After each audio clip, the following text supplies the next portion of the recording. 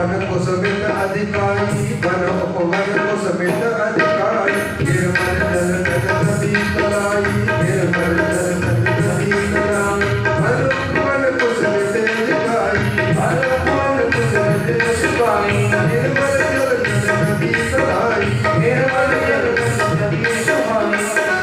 खायो खायो खुशियों का घरदार, खायो खुशियों का हमारे घर आई, आओ गाओ रे बधाई, चोरी हमारे घर आई, आओ गाओ रे बधाई, चोरी हमारे घर आई, गाओ गाओ रे बधाई,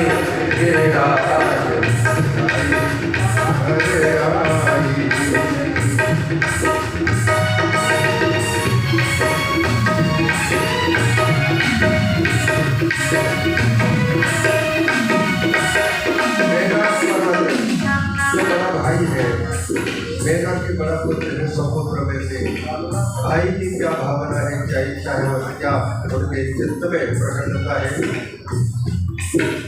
गिरि मैदान अतुल सुख पायो, गिरि मैदान अतुल सुख पायो, गिरि जाजो अनुजापन आयो, गिरि जाजो अनुजापन आयो।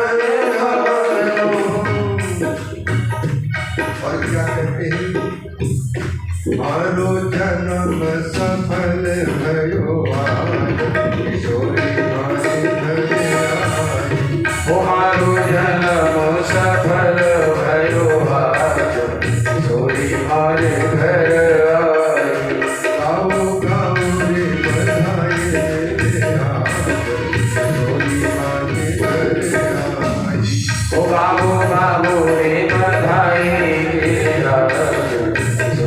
हमारे घर आई, गाओ गाओ रे बधाई, चोरी हमारे घर आई, गाओ गाओ रे बधाई,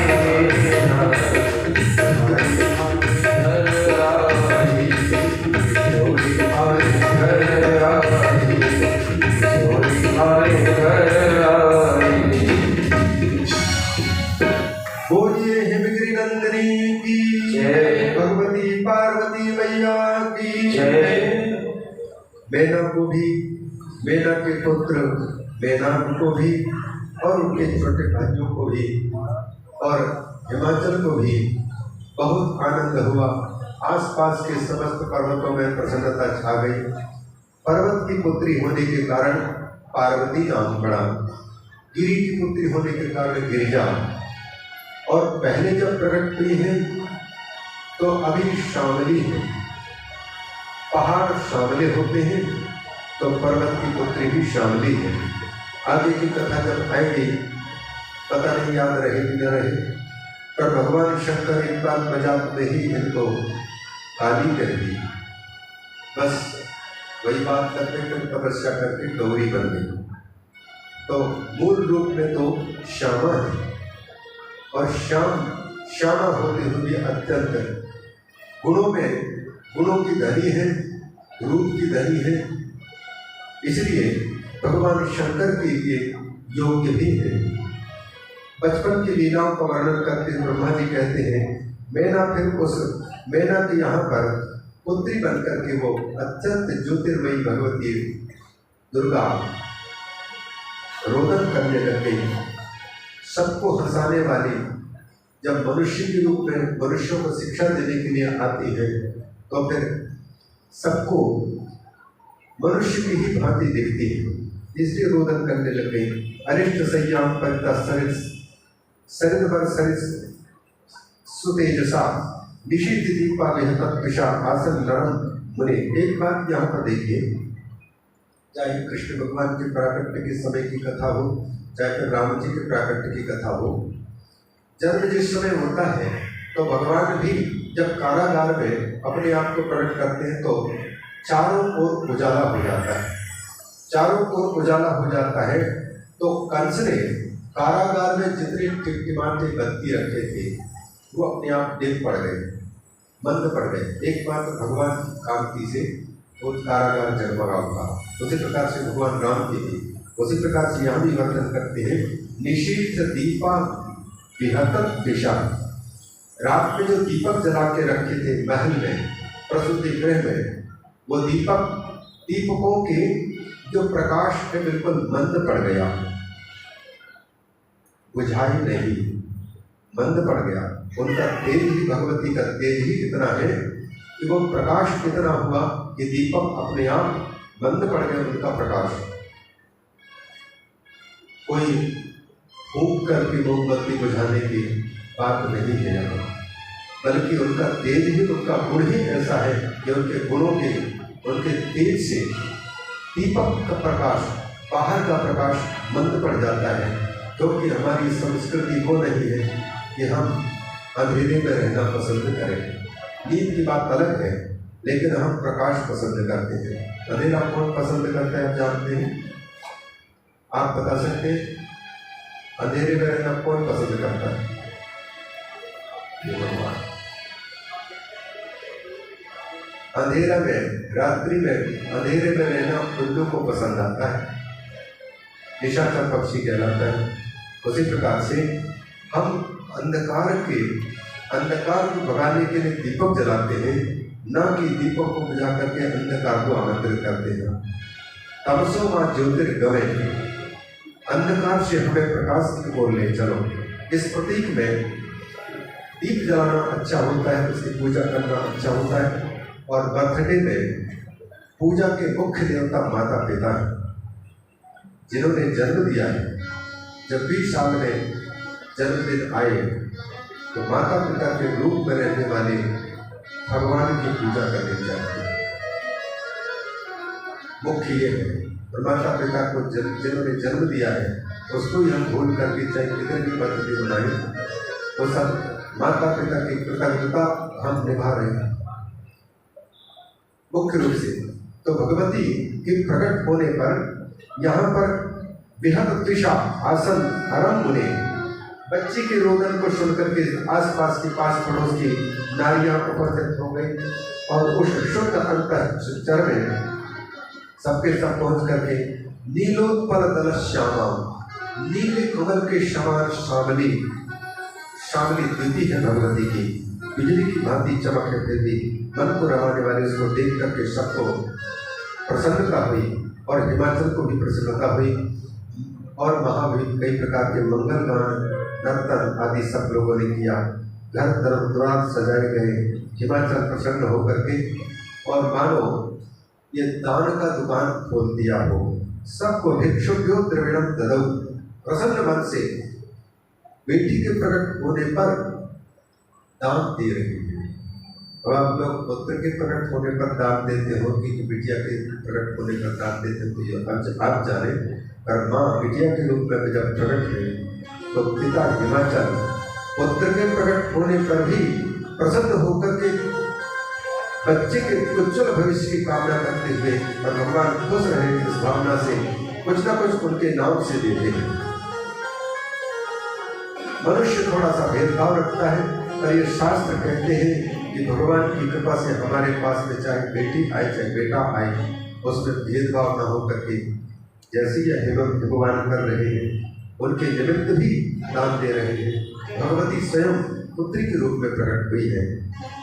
भावना है तो हमारी कन्या भी भगवती ही है। अतः शुभ मुहूर्त में भगवान ने उन बच्ची का नामकरण करवाया, पूजा पाठ करवा करके नाम अकरोत सुखायास्तु काली इत्यादि सुख प्रदम। क्योंकि श्यामली शरीर है तो काली आदि आदि बहुत से नाम रखे, उत्सव किया कर नाना प्रकार के। इस प्रकार से बचपन में उनके पढ़ाई लिखाई के, उनके खेल के, इन सब का भी वर्णन करते हुए फिर जब बच्ची थोड़ी सी बड़ी हुई तो क्योंकि ब्रह्मा जी को पता है, नारद जी को भी पता है कि साक्षात जगदम्बा ही प्रकट हुई है, अतः ऐसे माँ का कन्या के रूप में दर्शन प्राप्त करने के उत्सुक होकर के एक दिन ब्रह्मा जी और नारद जी हिमवान के घर पधारे। तो हिमाचल ने स्वयं भी प्रणाम किया और अपनी कन्या को भी ला करके प्रणाम करवाया और फिर हाथ जोड़ करके हिमालय ने नारद जी से उसके भविष्य के बारे में प्रश्न किया कि मेरी ये कन्या, इसका भविष्य बताइए, ये किस प्रकार के सुखी होगी या कहाँ रहेगी। तो नारद जी उसके हाथ की रेखा देख करके बताते हैं, हिमगिरी से कहते हैं, स्नेहाक्षणगिरे वाक्यम मम सत्यम वृषा नहीं कर रेखा ब्रह्मलिपिर न वृषा भवति ध्रुवम। सुनो गिरिराज हिमाचल जी, हाथ की रेखाएं ब्रह्मा जी को समझने आने वाली ये ब्राह्मी लिपि होती है और वो कभी भी मिथ्या नहीं होती है। इस कन्या के हाथ में ब्रह्मा जी ने अपनी भाषा में जो रेखाओं के रूप में लिख रखा है उसके अनुसार मैं बता रहा हूँ। तादृशो स्याह पति शैल भविष्यति न संचयः तत्रूपायम्।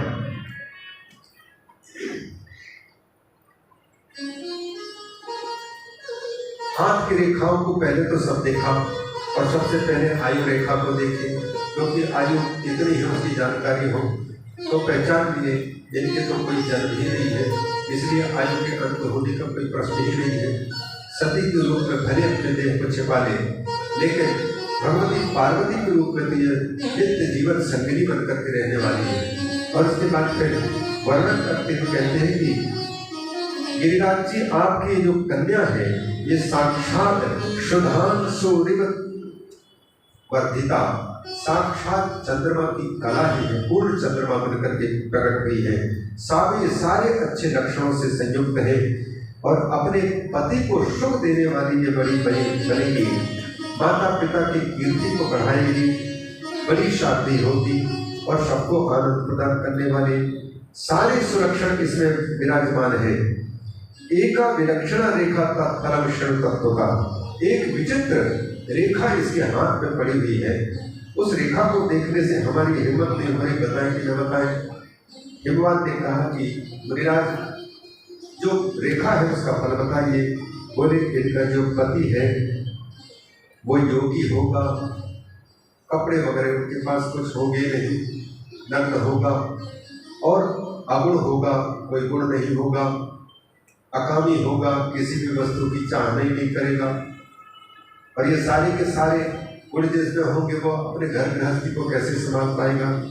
मातृतात विवर्जिता, इनका पति जो होगा बिना माँ बाप का होगा। अरे बाबा, ये कौन सा बेटा हुआ भैया बिना माता पिता के। अमाना, कोई मान नहीं उसका, मान और अशिर वेश। दुनिया के लोग देख करके जिस वेश को पसंद न करते हो ऐसा वेश धारण करेगा। बताइए, आप लोग पूरे शरीर में शमशान घाट में राख लगा करके घर में बैठना पसंद करेंगे? कोई नहीं पसंद करेगा। तो ऐसा अशिर वेश धारण करेगा। इस प्रकार से इसके हाथ की रेखा में है। ये सुनकर के जगदम्बा के बारे में राजा हिमाचल को लगा कि मैं क्या उपाय करूं ताकि इसके और इस प्रकार के पति कौन हो सकते। तब बताया कि हाथ की रेखा ब्रह्मा की लिपि है, वो अन्यथा नहीं हो सकती है। इसके लिए मैं एक उपाय बताता हूँ। उस प्रकार के वर यदि कोई मिल सकते हैं तो ये सारे के सारे गुण शंकर में मिल रहे हैं, शंभु में मिल रहे हैं।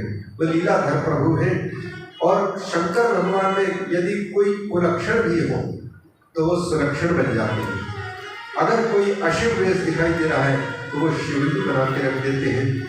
प्रभु में कोई भी दोष नहीं रह जाते हैं, गुण ही हो जाते हैं। इसलिए उदाहरण देते हैं, जैसे रवि पावक संसर की नाई, रवि पावक गंगा नाम तत्व किया निदर्शना। सूर्य सब कुछ देखता है और हम लोग भी देखते हैं, पर हम लोग देखते हैं तो दृश्य हमको प्रभावित किए बिना रहता नहीं है। दो कुत्तों को आपस में लड़ते हुए देखेंगे तो लड़ते हुए को देख करके उनके गुस्से का भाव हमारे अंदर में भी आ जाएगा। सिंह को देखेंगे तो सिंह के कारण डर भी हमको लगने लग जाएगा, तो वो दृश्य हमको प्रभावित कर रहा है। गाय को अगर देखते हैं तो गाय की सौम्यता हमारे अंदर आती है, सात्विकता आती है, हिंसा के भाव नहीं जागते। अगर हमने किसी गलत दृश्य को देख लिया टीवी में, तो छोटे छोटे बच्चे आज के तर्क करते हैं कि कुछ नहीं होता, लेकिन कुछ नहीं होता यही तो हो रहा है। अंदर में प्रवेश करके कितने विपरीत भावना भी आ जाती है। अच्छे तत्व देखने से अच्छा भी प्रभाव पड़ता है। संसार के व्यक्ति जो कुछ देखते हैं तो दृश्य संसार के व्यक्ति के चित्त को प्रभावित करते हैं। और सूर्य भगवान भी सब कुछ देखते हैं, पर सूर्य भगवान की नजरों में कोई नंगा भी है, कोई अच्छा भी है, कोई बुरा भी है, सब दिखाई देते हैं। न देखने लायक चित्र भी दिखाई देते हैं संसार के, लेकिन सूर्य की किरणों में वो पवित्रता वही बनी रहती है, उसमें कोई अपवित्रता नहीं आती, समर्थ है। उसी प्रकार से भगवान शंकर में कोई भी दोष अगर है तो वो दोष नहीं रह जाता है। रवि, उसी प्रकार से अग्नि। हम लोग यदि मांस मदिरा खाएं तो पाप के भागी बन जाएंगे। हड्डी अगर चबा दे तो शरीर में खराबी हो सकता है। न पचने लायक चीज खा जाए तो उसका गलत असर पड़ सकता है। लेकिन अग्नि में आप कुछ भी, चाहे मुर्दा समर्पित करो, चाहे फिर फूल, चाहे हवन समर्पित करो, वो सबका सब अग्नि सबको पवित्र करके रख देती है। वो समर्थ है, बचाने में समर्थ है। उसी प्रकार गंगा जी में मैल भी प्रवाहित हो रहा है, पूजा के फूल भी प्रवाहित हो रहे हैं। गंगा जी मलिन हो सकती है, अपवित्र नहीं हो सकती, अशुद्ध नहीं हो सकती। क्यों? क्योंकि इन तीनों में पवित्र करने का सामर्थ्य है। जिनके पास में पापों को हजम करने का सामर्थ्य है, ऐसा व्यक्ति कुछ भी करता है तो दुनिया की दृष्टि में भले गलत लगता हो, लेकिन वो गलत नहीं होता है।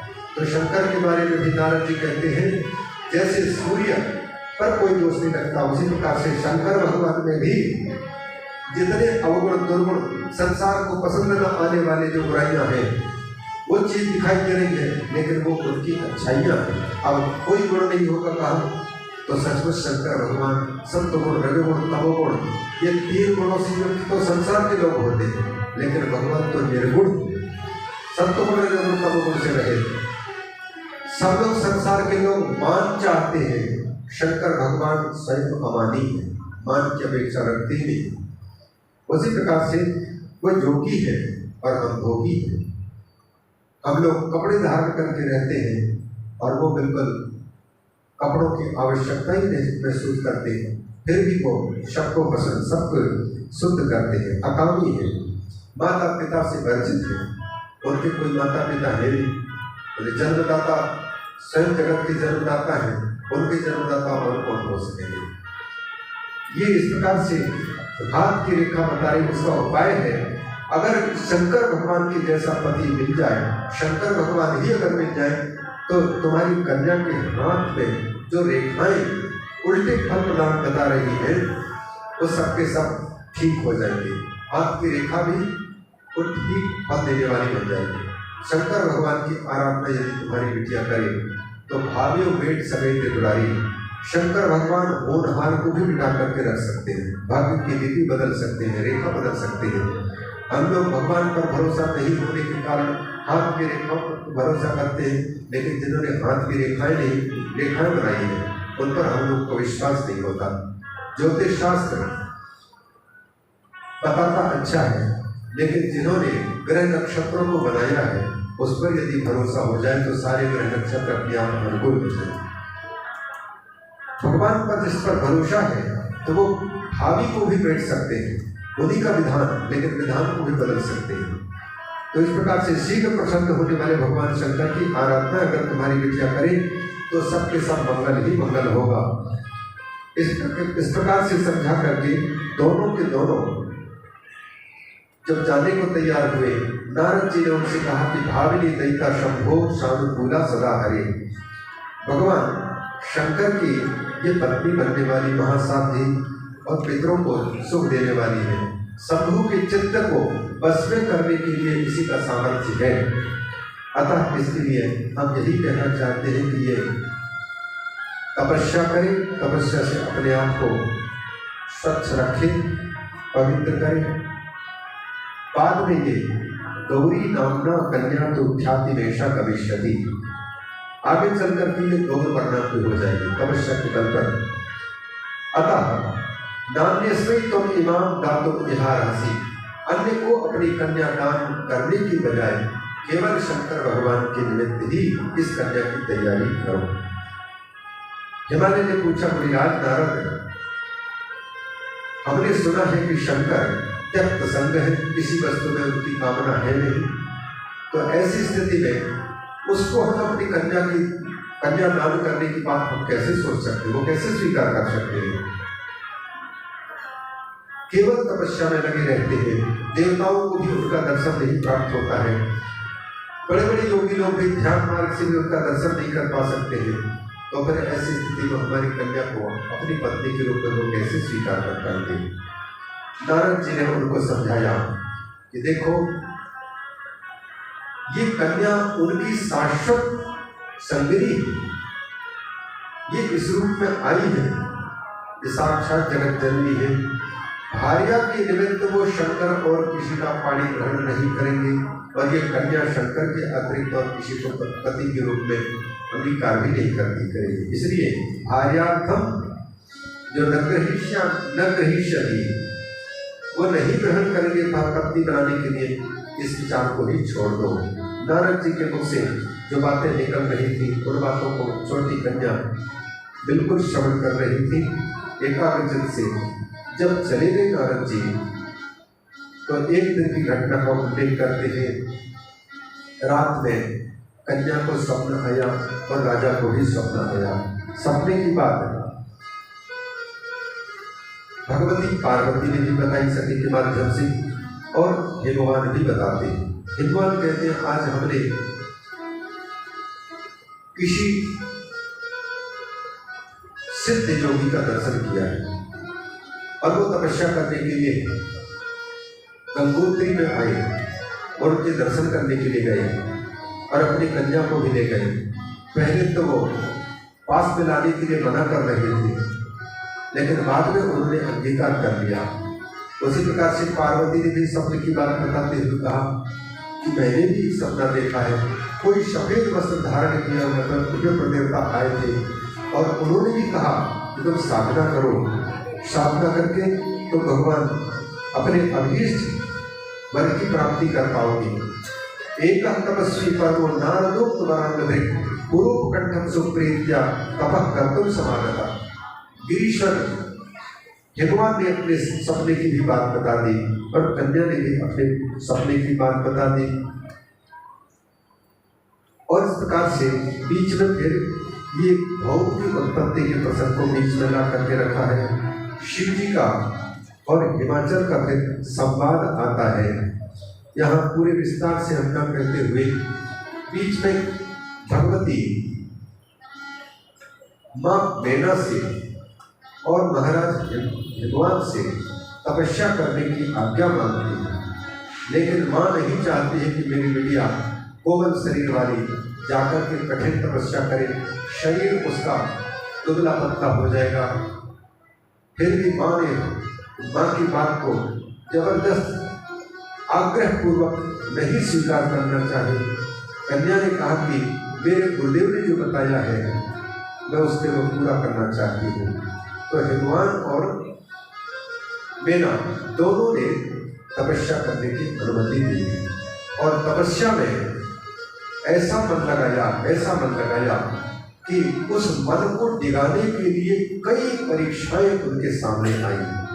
अनेकों बार परीक्षाएं हुई। कभी सप्तर्षि आकर के भगवान विष्णु के या अन्य देवता के साथ में विवाह करने के उद्देश्य से उनकी बड़ाई करते रहे, लेकिन उन सबको किनारे करते हुए भगवती पार्वती यही कहती कि मेरे गुरुदेव ने जैसा बताया है मैं वैसे ही चलूंगी।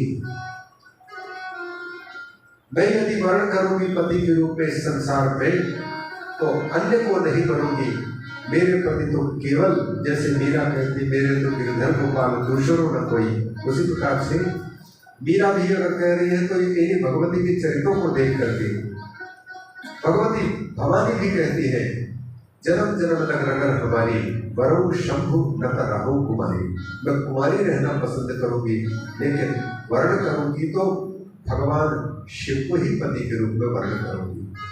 संसार के लोगों को वर्ण करके जो कुछ समय तक के साथ ही होते हैं, उनकी अपेक्षा में जो शाश्वत पति है, सबका पति है, जीव मात्र का पति है, उसी को ही असली पति के रूप में वर्णन करना चाहिए और बाकी प्रतिनिधि के रूप में संसार के पति का वर्णन होना चाहिए।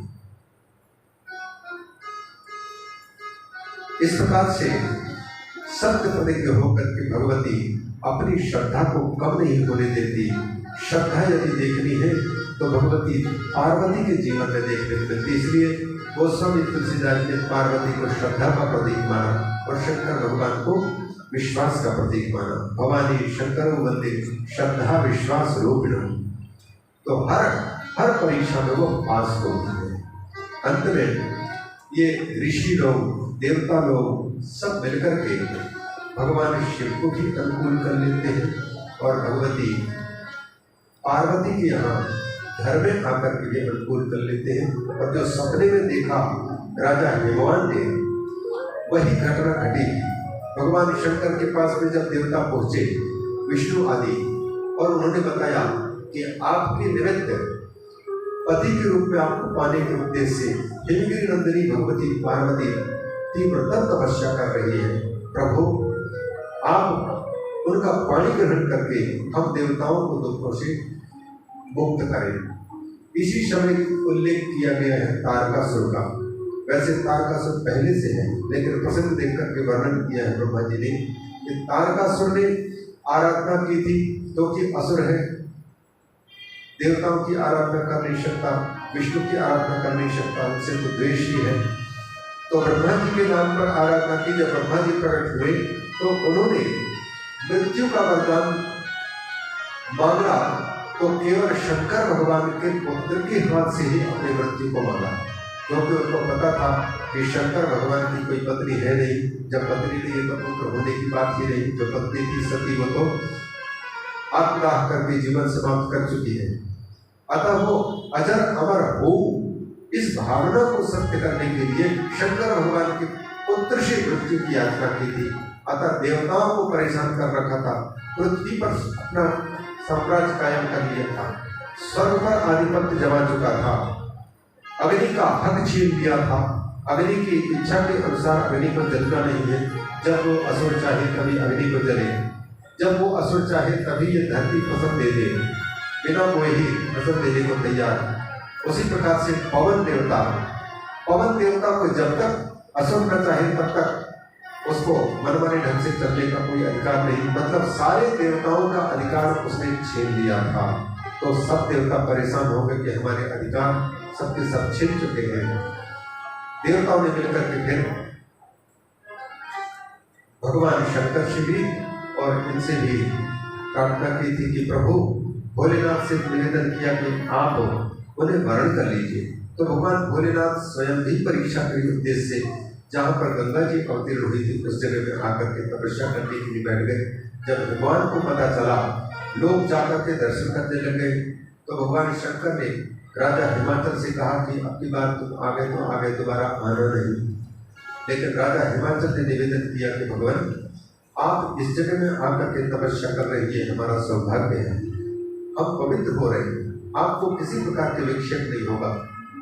शंकर भगवान ने कहा कि जो लोग यहाँ दर्शन करने के लिए आते हैं उनको यहाँ आने मत दो, सीधे उनको आदेश दे दो।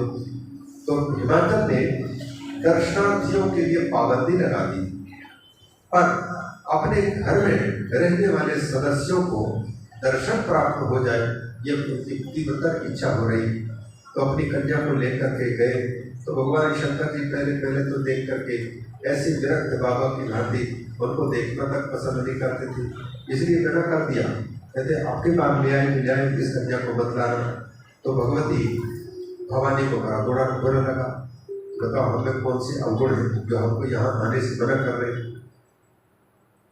भगवान की बात सुनकर के हिमाचल ने कहा कि मैं नहीं लाऊं, आपको जैसे भी डिस्टर्ब ना हो, विघ्न बाधा ना हो, वही करूँगा। लेकिन घर में जब वापस गए तो उनको बार बार लगता था कि मेरी बेटी को सेवा करने का सौभाग्य मिल जाए उनको, तो ले ही आए। जब लेकर के आए तो भगवान शंकर ने स्पष्ट मना कर दिया, हमने मना किया था और फिर लेकर के तो जानते हो मैं तपस्या करने के लिए मैं यहाँ उपस्थित हुआ हूँ एकांत में, और ये कन्या स्त्री, ये स्त्री हमारे विक्षेप उत्पन्न करेगी, मुझे समाधि लगाने नहीं देगी, बार बार इधर चित्त जाएगा। उस समय पर भगवती भवानी ने जो शंकर जी के साथ में शास्त्रार्थ किया है वह अद्भुत है। शंकर भगवान पुरुष है, भगवती भवानी कहते हैं मैं प्रकृति हूँ। आप किस लिए तपस्या कर रहे हैं, आप पहले बताओ। बोले अपने आप को शुद्ध करने के लिए, एकाग्र करने के लिए। बोले जिसको एकाग्र करना चाहते हो वो कौन है? बोले चित्त है। बोले चित्त की उत्पत्ति किससे हुई है? शंकर भगवान बोले प्रकृति से। बोले आप प्रकृति से क्या बाहर जा सकते हैं? जो शरीर में है वो सारे के सारे प्रकृति के भाग हैं, और प्रकृति तुम्हारे सामने उपस्थित है। प्रकृति के बिना क्या कोई पुरुष रह सकता है? प्रकृति को छोड़ करके तुम साधना भी नहीं कर सकते, और मुझसे दूर रह करके जो साधना कर रहे हो तो साधना भी तुम्हारी सफल नहीं हो सकती। क्यों नहीं हो सकती? क्योंकि साधना उसको कहते हैं जब खाने पीने की वस्तु सामने हो, रसगुल्ला, जलेबी, और इसके बाद मुख में पानी न टपके, तो न टपके अपने आप, तब तो समझना चाहिए कि उस रसगुल्ला के प्रति आपकी रुचि नहीं है। लेकिन जब तक मुख में पानी आ रहा है और हम कहते हैं कि नहीं हम खाते नहीं रसगुल्ला, ये ऊपर ऊपर की बात है। पहली बात तो आप यदि सचमुच साधक होते तो आपके पास में चाहे आपको विक्षिप्त करने वाली वस्तु भी उपस्थित हो जाए तब भी उसका विक्षेप आप में नहीं पड़ना चाहिए।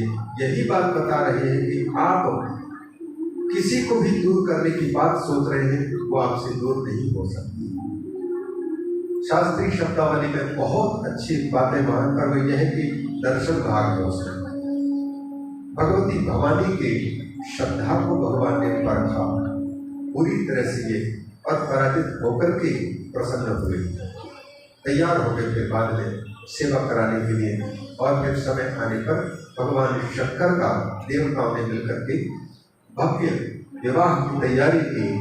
शुभ तिथियां, शुभ नक्षत्र आदि। अब क्योंकि भैया 55 अध्यायों को हम एक साथ बोल पाएंगे नहीं, मुख्य वस्तु को ही कह दें। बीच में इतनी प्रक्रियाएं हैं जो साधना के योग्य बातें हैं वो करने की योग्य है।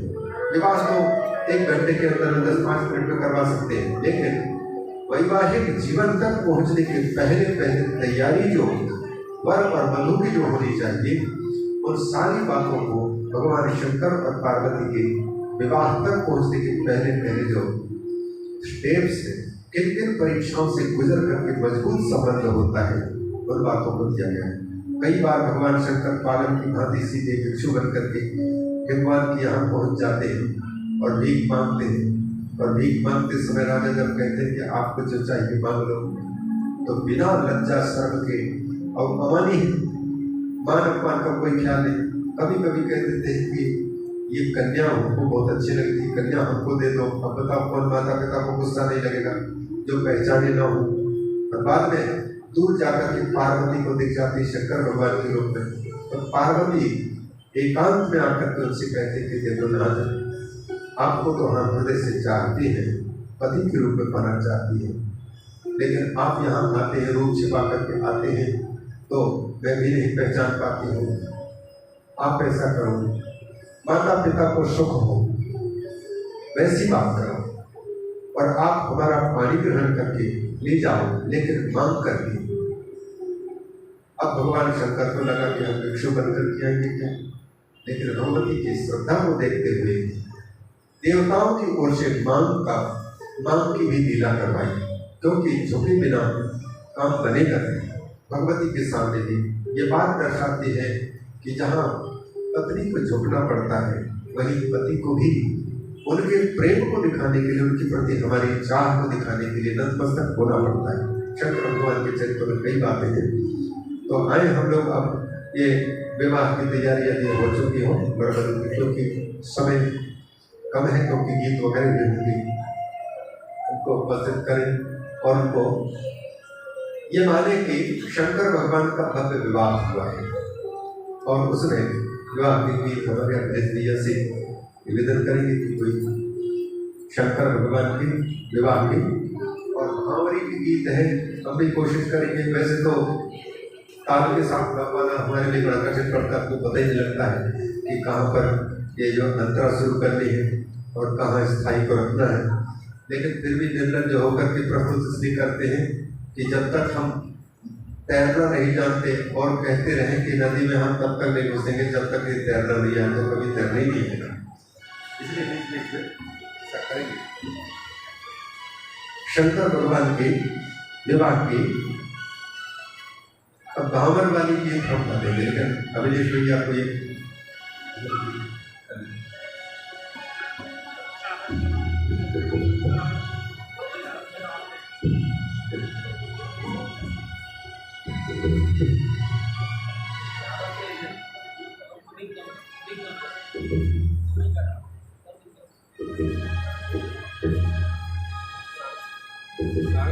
सज रहे